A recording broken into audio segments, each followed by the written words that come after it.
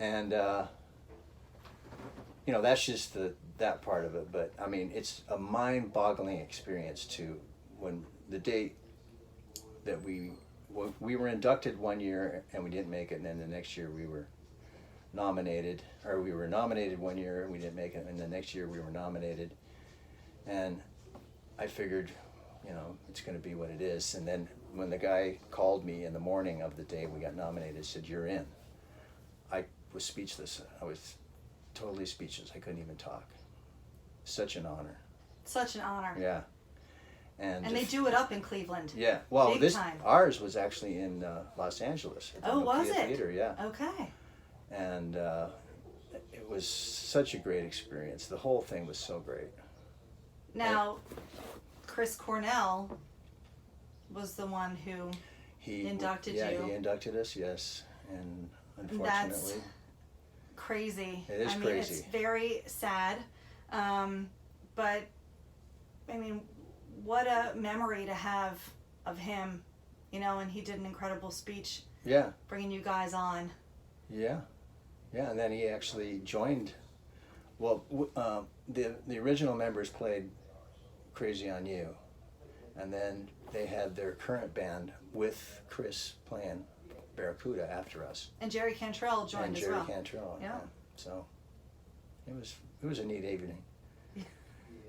I bet it was. Yeah. I bet it was.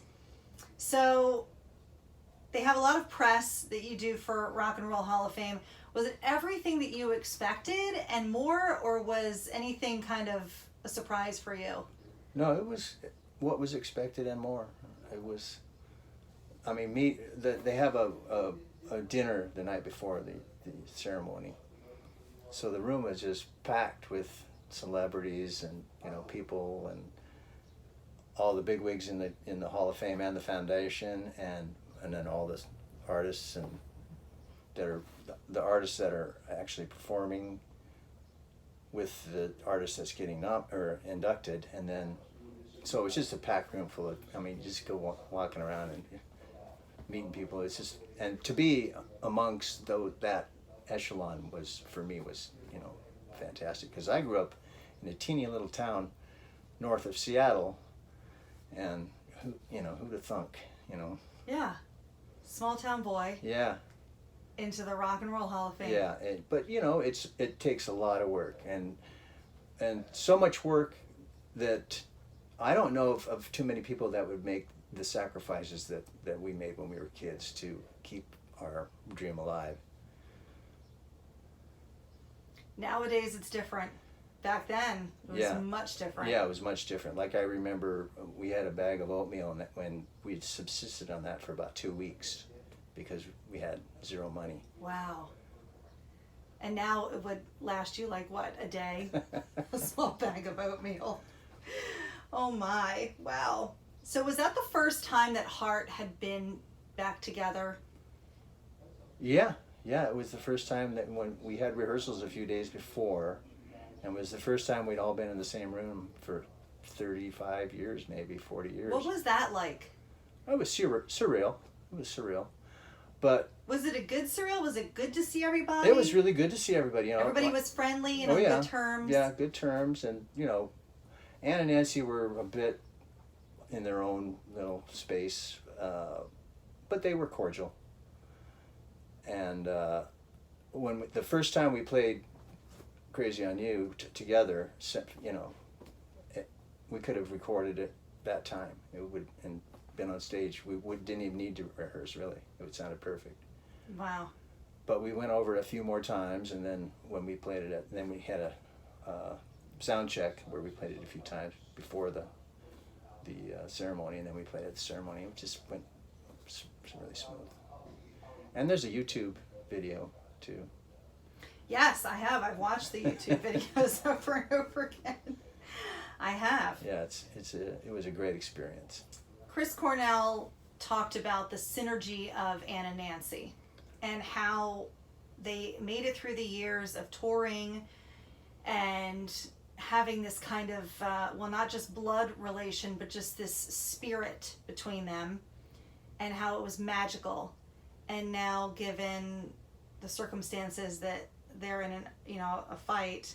Did you see any of that early on, or was it always like a great sisterhood, and then all of a sudden it took it I never saw a riff going on between them at all. They seemed like this at all times, and you couldn't, a writer couldn't write, couldn't imagine the sequence of events that took place that drove them apart.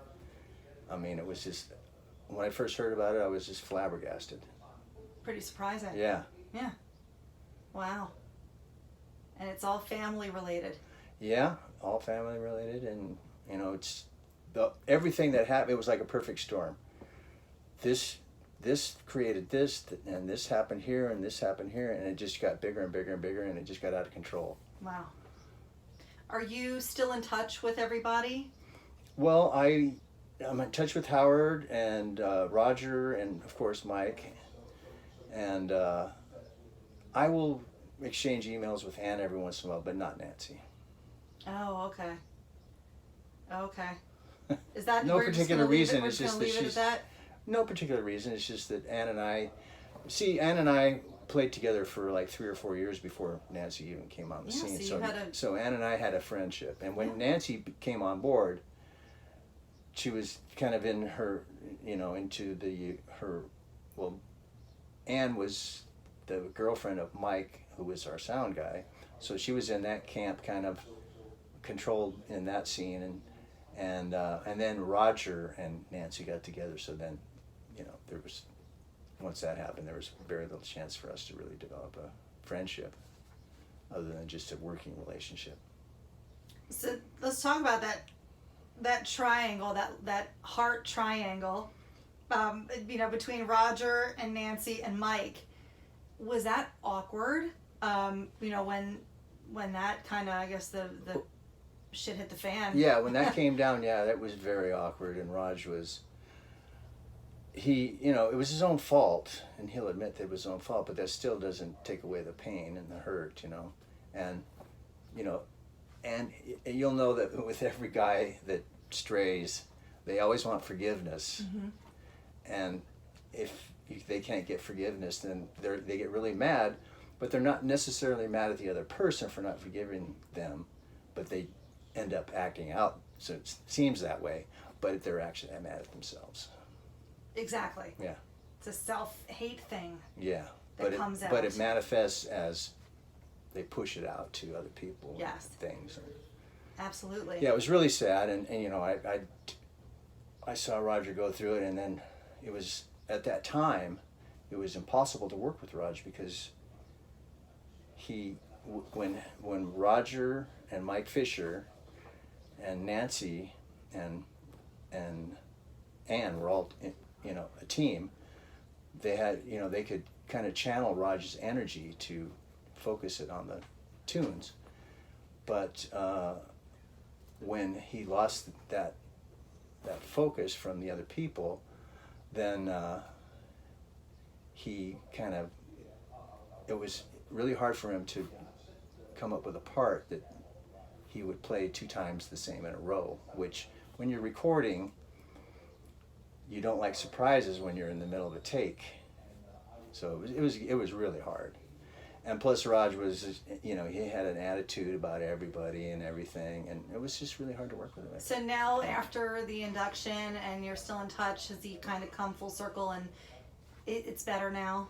Well, I personally won't have anything to do with Roger at this point. Oh, okay. So he took it upon himself to make a bunch of judgments about Summer and Heart by Heart, and kind of, and then you call him on it, and you know how apology is, it's not an apology, they're apologizing because you took it the wrong way. It's not an apology. Yeah, so. Exactly. It's not within, it's you took it the wrong way. Yes, to somebody else. Yeah. Yes. Ann Wilson said that when Heart broke up after the Animal album, she didn't feel bad about that because it was saving her and Nancy. Whereas when you all broke up, your part of the band broke up, she did feel bad, but she said it was saving the band. What do you think she meant by that? Well, Mike Derosier and Nancy had a relationship, and that kind of fell apart, and Nancy was so focused on the breakup that she was distracted. I think that's what she meant. Gotcha. So you don't have much animosity in that sense. It just kind of was what was best at that time. Well, I didn't appreciate it then. I don't appreciate it now, because Heart was a thing that I started when I was in high school. Right, and how does that work? Because you came up with the band name, didn't you? Yeah. So well, how what does happens that all is work? when Heart started to make it big, we got a manager, and he says, "Oh, we need a corporate agreement." So we all signed a corporate agreement. Then we all own the name, equally. Well, and then it says in the agreement that leaving members get bought out for their share of the name. So that's what happened. Gotcha. Okay. Talk to me a little bit about. I always ask one question I ask the same question to each of my guests, and I'm curious. I have it written down here, but I'm curious if this is what you're going to say. Okay. Okay. Tell me about your goosey moment, where you look down and you realize you have goosebumps all over your arms, and you're looking around and you go, "I cannot believe that this is happening Look, right now." I'm doing it right now. Oh, this! I'm so honored to be your goosey moment. Okay, No, well. but give me the real goosey moment. Okay, so it's kind of a long story, if you don't mind. We're here. Okay, so we're playing in Calgary, Alberta. Mm-hmm. And we just drove in, it's a long ways from, we lived in Vancouver at the time, so it's quite a drive to get there.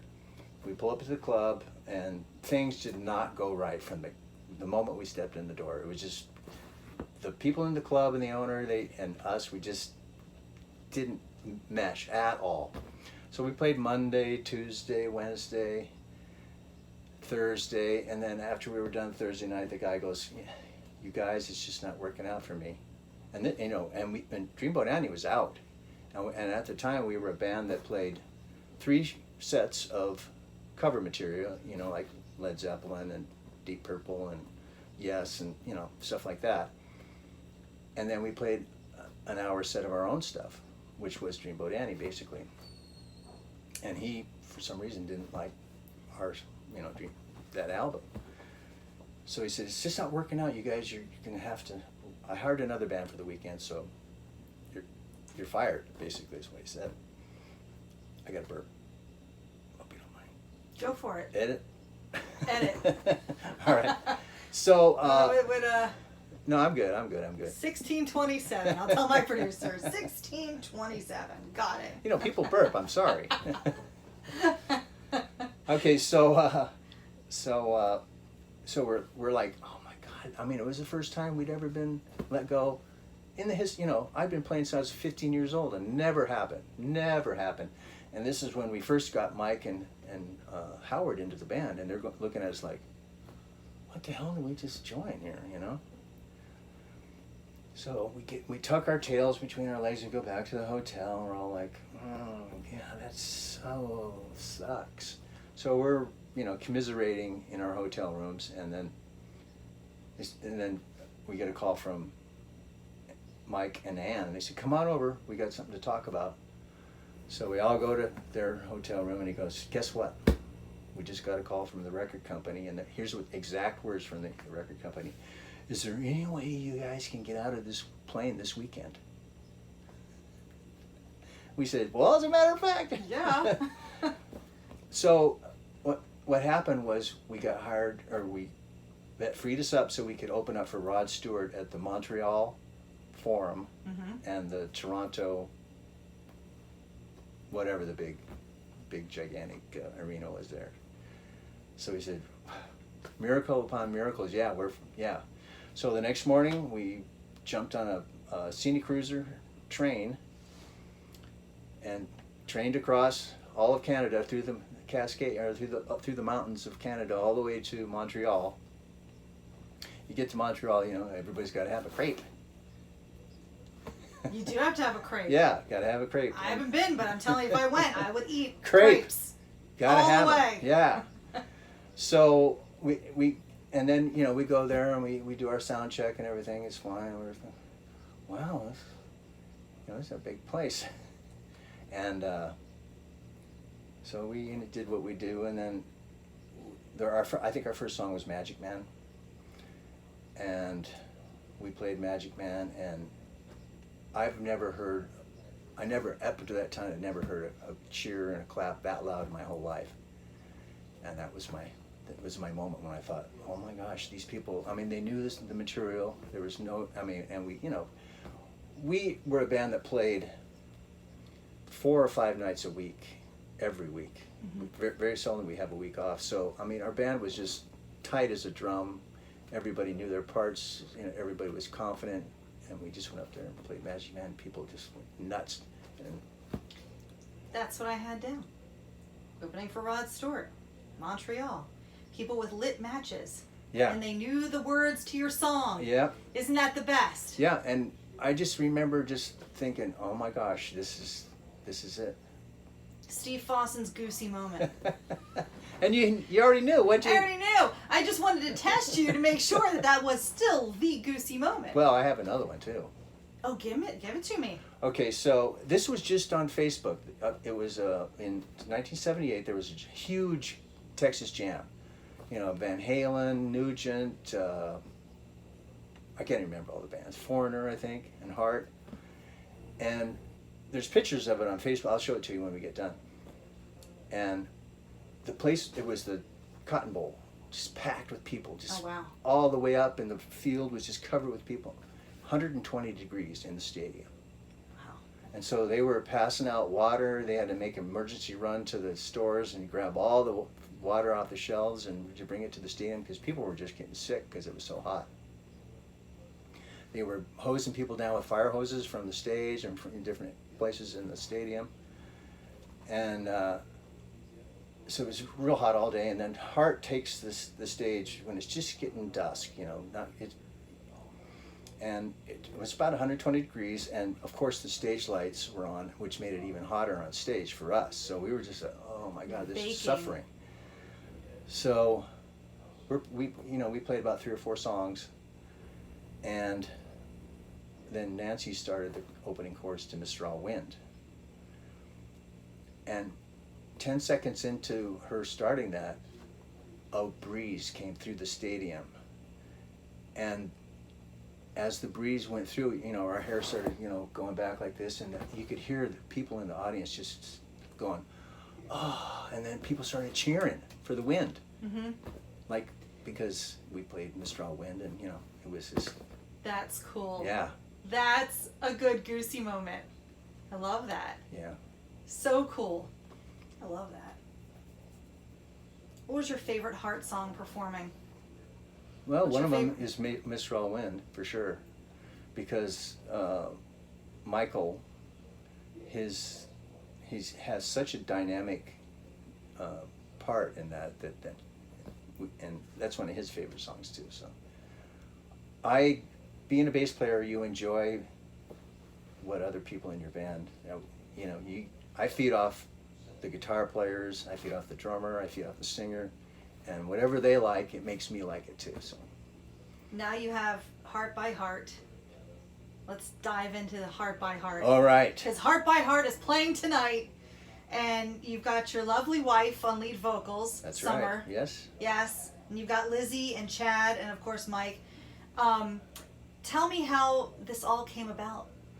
Well, Mike and Roger and I were doing a party in Seattle, and we wanted to play a few Heart songs, which, by the way, none of us had played for years and years.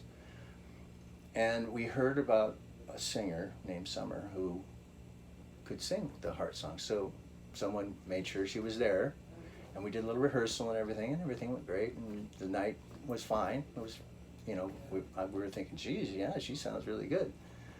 And it was the first night we met, and that there's actually a picture of Summer and I that night on Facebook right now that she posted just a couple days ago of that night. And we, to tell you the truth, we respected each other, but there was no sparks at all that night.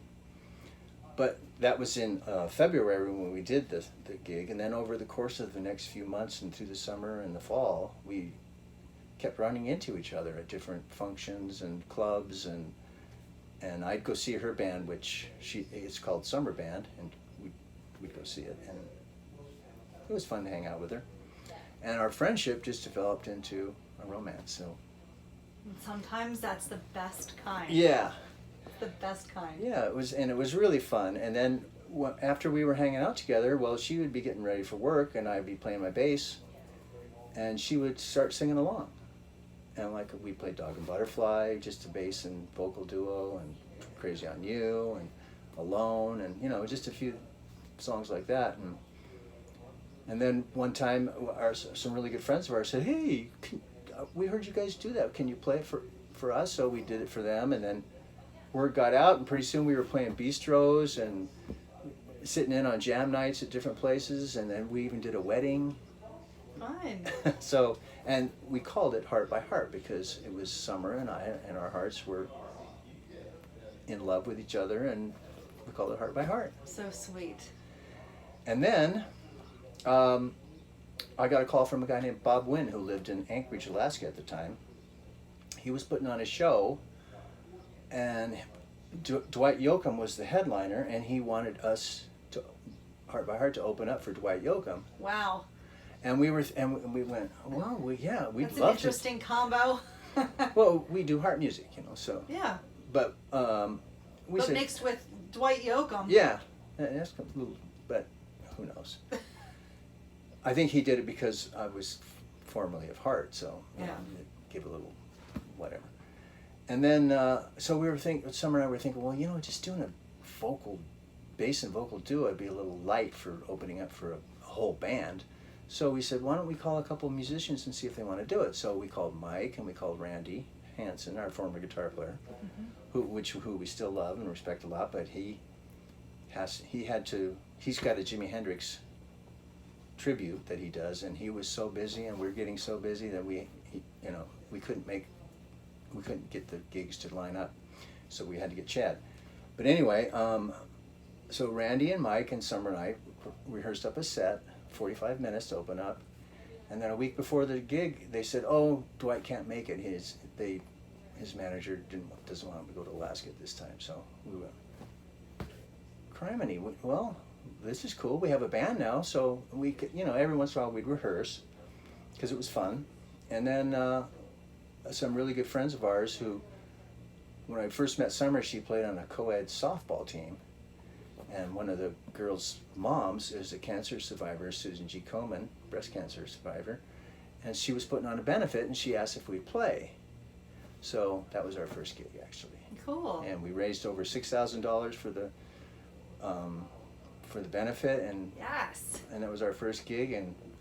And at this gig, there were some people there who went, "Oh, you guys are pretty good." And then one thing led to another, and then a couple of booking agents in town heard about us, and then they were calling us up, "Hey, you guys want to play that?" And so that's how it started. Now, is it all Heart songs, or do you mix others in? We play all Heart songs, yeah. All Heart songs. And cool. well, we'll throw in Led Zeppelin too, because Heart used to play Led Zeppelin too. Well, it's funny you say that because I saw Ann and Nancy a few years ago, and they really didn't they only did a few Heart songs, and the rest was Led Zeppelin. Yeah. And I thought, this is an interesting question. So how do you feel about that? If you're going to see a band and you're excited and you haven't seen them before and you want to see people like the originals, what do you feel about that? Well, that's why I heard Joe Strummer say once, we started Clash because no one was playing the music like the way we wanted to hear it. That's why Mike and I and Summer started Heart by Heart, because we wanted to play the music like it hasn't been heard for years, since this basically the 70s and 80s. Right. And so we try to focus on playing the music as precisely and true to the original as possible. And when we go see other bands too, I mean, when we go see Deep Purple or Elton John or Paul McCartney, we want to see, you don't want to see Paul McCartney going, hey, I got a new arrangement for yesterday, check it out. It throws you off, Yeah. doesn't it? That's exactly it. It's yes. mind-boggling in the audience. People don't know how to handle that. I know, and that's what happens with Heart by Heart. You can see it in their faces when we first walk on stage for an audience that hasn't seen us before, and they're going like, they're kind of, I don't know. And then after a few songs, and we play the songs exactly like they've always heard them, or we try to. And once they realize that we're not gonna stray, we're not doing anything different, everybody's super competent in the band, then they can just let go and have a good time. And that's exactly what happens all the time. That's a good feeling. Yeah. That's a good feeling. You're on Facebook, Heart by Heart Band. Your heartbyheart.com is the website. Yeah. Twitter is Heart by Heart BND, and your Instagram is Heart by Heart Official. So you guys are out there and accessible, and people can watch your videos and comment and leave you messages, and it's great. It's good to connect with the people, right? How do you like this social media thing? Well, we love it. We love it. It's it gives you insight into what you're doing right and what you're doing wrong, and I mean, you can't please everybody. Some people you can't please. Most people we do please, though. What if you think in the 70s, if they had social media in the 70s, do you think that things would have been very different back then? It's such a different time. It's just hard to even relate. Throwing you a loop. Yeah, because I mean, I used to carry around 5 quarters in my pocket in case I needed to make a phone call. If you had an emergency, I always had 5 quarters in my pocket so I could, make enough phone calls to get out of the predicament or whatever. And if you had social media back then, you wouldn't need the quarters because you could just send a Facebook message, hey, I need to get in touch with you. Give me a call. Yeah, and then... You spend your money. Well, and Roger and I, we had a 68 Chevy van with all the gear in it, and we'd drive around to all the gigs. Paper maps. Oh, I think you take a ride here. So it's very different. Yeah. Touring over the years, so you toured in the 70s, you toured in the 80s. Yeah. And now you're touring now. Yeah. What do you like best?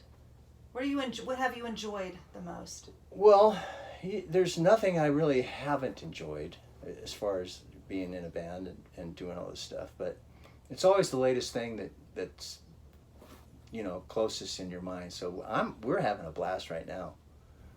And you have a full tour going on this summer, right? Where are you going after Baltimore?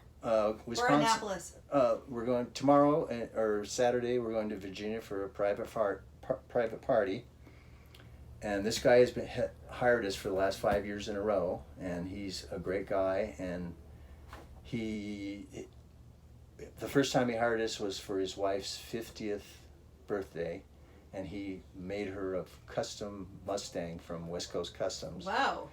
And then in the meantime, she has made him one of his favorite cars. I can't remember exactly what it is from West Coast Customs too. So when we go to their house to do the party, he's got a big stage set up with sound and lights and all this kind of stuff. His garage is like you could eat your meal off the floor. It's that clean. And he's got his beautiful cars sitting there. Because they're the babies. Yeah. Gotta have the babies in a clean environment. The cars are the babies. Exactly. I've heard that before. I have. So, what do you have coming up? I know you guys are going to go to Cabo in December for the holidays. Yes. But what do you guys have coming up? Anything else? Any other projects? Well, yeah. We want to do some more videos, for to help with our promotion. Last month, or in the last couple of months, we did our first gig in Vegas, and we're already hard back after the first of the year. We're going back. Fun. And then this year we're going to play our first gig in Tahoe. Nice. In November, and and this year we've been to all over America. Nebraska, Florida, California. I can't even keep track of it all. Well, now you got to get in touch with Sammy and play at Cabo Wabo. Yeah, that'd be nice. That'd be nice. Wouldn't that be fun? Have him jam on stage with you? Yeah, and then we're going to Long Island. We're going to play Long Island here in September. Awesome. Yeah, I mean, things are just looking so good for Heart by Heart right now. It's just so fun. It's really fun. It's great. It's great. I've watched your stuff and you're so good. Well, It thank is you. such a pleasure to see you. Thank you for coming on our show. We appreciate you sitting down with us here at Ramset on Stage in Annapolis, Maryland. And come on again, and you're going to tell me how you enjoyed your steamed crabs, okay? All right, we'll do. All right. We'll do. Thank you. Crepes are in Canada. Crabs are in Maryland. Yeah, we talked about them last night, so we'll have to do it. Awesome. Jimmy Seafood, they're coming for you. There you Thank go. you, Meredith. Thank you. Good. It's a 33-minute interview. Yeah, perfect. That's perfect. There you go.